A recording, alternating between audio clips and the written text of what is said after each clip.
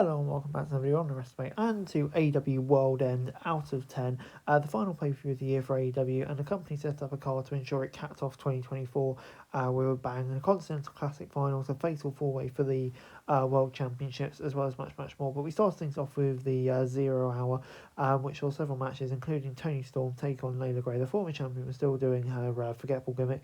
Gray has improved a lot, but still has some rough edges to sand off, so there are moments of hesitation on her part. Storm got the win and continues to act like this was all new to her. Before we got QT Marshall against Jeff Jarrett, Marshall gave an interview backstage before his match with Double J and spoke about Jarrett interfering in his match with the Costco guy. Double J got a nice spot when he came out for the match. This bout included a ton of taunting and posturing between each move. After surviving interference round solo, Double J scored the win. This felt more like something would have worked on Rampage than a pay-per-view pre-show. But yeah, whatever, it's just there. And it closed out with an 8-man tag match featuring 4 teams that we all love a shot for AEW tag titles. It didn't take long for the heel team to start having an issue in their corner when deciding who would tag in and gave the both faces an advantage. This bout, most of the action saw on the 0 hour matches. Everyone got a bit of time in the ring and it felt like a both face team had the upper hand. Roosh tagged himself in for the win and stole with a frog splash, which I thought kind of capped off the pre-show in a good way, but it's probably the best match on there. And yeah, on the whole, I'm going to give it a 6 out of 10. The pre-show, some interesting matches, nothing really too interesting, but yeah, just classic pre-show stuff. Probably Roosh and Jesse getting to win the highlight. Before the main event of the pay-per-view, open with Fletcher taking on Ospreay in the semi-final classic, and whoever won would go on to face the winner of Ricochet Okada. They started off with a 100-mile-an-hour, as you might expect, as soon as bell run, but didn't slow down until Fletcher rolled out of the ring to regroup. Once he was able to gain the upper hand, Fletcher slowed things down so he could taunt the crowd and punish his former run. Billy Goat was busted open and Fletcher tasted some of the blood to start the show to show how deranged he had. Well, it started a small task cut quickly into a Crimson Mask. Not only did they put on a match that was just as good as their previous encounter, but they made it feel completely different. The match had a little bit of everything and a ton of excitement. After a few incredible reversals, Ospreay hit Stars Clash to pin and advance to the finals of C2. This may have been for some, but it was bloody awesome still. I'm going to give it an 8 out of 10. But moving on into Ricochet against Okada in the other semi-final, with the recent heel turn of Ricochet, Okada became the de facto babyface in this match, at least in the eyes of the crowd. The Demon tried to wrestle very different paces. Ricochet tried to use his signature pace arsenal, while Okada was more measured in his approach. The current Continental Champion had his hands full with Ricochet's high-flying styles, but he kept finding ways to keep himself in the fight. After surviving some of Ricochet's best moves, Okada hit a Rainmaker clothesline for the win to advance the finals of C2 against Ospreay. A solid match that left a lot of room to grow. As Ricochet was looking despondent on the ring, Swerve Strickland came out to taunt him. Prince Nana rolled him out toilet paper to the crowd to throw Ricochet at Swerve's request, which was quite funny.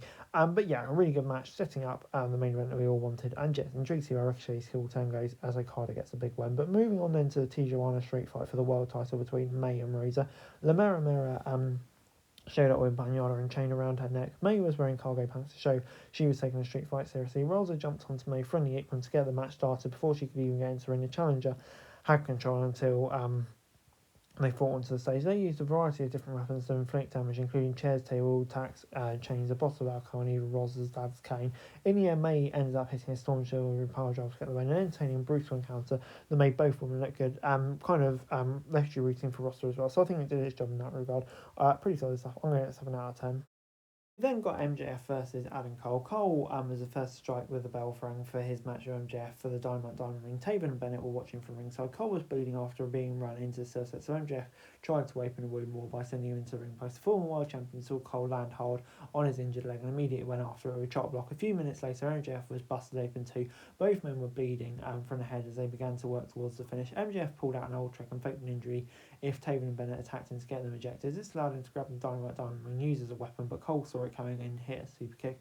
MJF then hit a low blow, followed by the Heat Seeker for the pin and win. The first half of this match was relatively uneventful, but the second half kind of predicted it quite a bit. The outcome was predictable, but how he got there was little surprising. Strong and O'Reilly showed up, took out MJF before helping Cole to his feet. So obviously, as expected, kind of the first in a long series of lines. But yeah, the right result for me going forward. MJF keeps the ring. And yeah, there's going to be more matches down the pipe, which should be great too. So I'm giving it an 8 out of 10. We then got Takeshita taking on Powerhouse Hobbs for the international title bout. And Powerhouse is used to having a big size advantage over his opponents, but Takeshita's a big dude, so they looked pretty even when they started trading shots.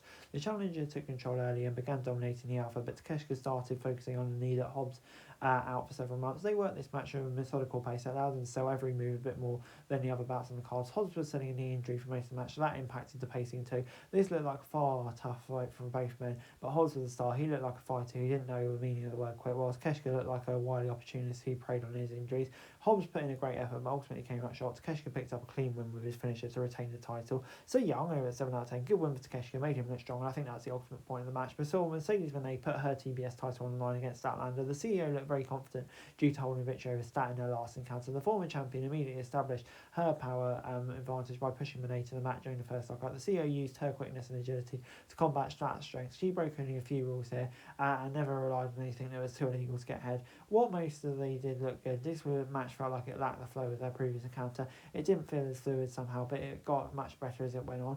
Statlander removed her boot to avoid a count out because it was stuck on that part of the ring, but the CEO stayed on her and hit a tombstone pile driver on the apron that almost took her out of the match completely. Despite the first few minutes being a bit clunky, this turned into one of the better matches on the entire show. Statlander was able to get a submission victory, but she was able to keep her down. And yeah, got the win. So yeah, Monet's match is kind of slowly improving. Personally, I wasn't as hyped for this match as I was maybe the other match on the card, probably just because we've seen it before, and yeah, it's kind of just a rerun. So I'm going to go at 6 out of 10, but I think the match quality was pretty decent. It was then time for the Continental Classic final. Heavily bandaged Ospreay came out first for blood on Silver's gear from the previous match to challenge Okada for the title. The Rainmaker took the first shot, but it seemed to fire Ospreay out. When they took the fight out of the ring, Okada began to focus more on Ospreay's head. He even removed the bandage Ospreay was wearing and wore it and an armband for a moment. Since both men had already worked a match earlier in the show, they paced this a little slower than you would normally expect, but not in a bad way. Things were taking time to sell, not just moving slowly. Ospreay had short bursts of offense, but for a long time Okada had him reading from his injury. He didn't make a big comeback until the final few minutes. After several counts and close to 2 counts, Okada finally hit the Rainmaker for the pin and the win. Okada shook Ospreay's hand to show some respect. A moment later, Omega made his return to AEW to present the championship, hinting at that feud. Yeah, brilliant match. I think Okada retaining and Ospreay and Omega, coming out at the end. Too many O's. Yeah, made this great. And yeah, can't wait for that match. The match was brilliant. Ospreay can go and do his own thing. We know he'll be great whatever he does. So yeah, I thought the perfect ending and really could invigorate Okada as well in AEW. So yeah, 9 out of 10 for me. This is great. Main event of a World's End saw Moxley defend a fatal 4-way AEW title against White, Page and Cassidy. Mox rolled out the ring and watched his opponents argue until OC hit him with a suicide dive. White and Page soon followed, and all three men started beating down the leader of Death Rider before his teammates interfered, since there are no DQs in this match. After all three opponents put Mox through a table, Page tried to win the match, going after Cassidy. From that point, it was every man for himself. Hangman would have the match won if the ref didn't get taken out a few minutes earlier. When it looked like White was going to win, Utah attacked the ref to stop the count.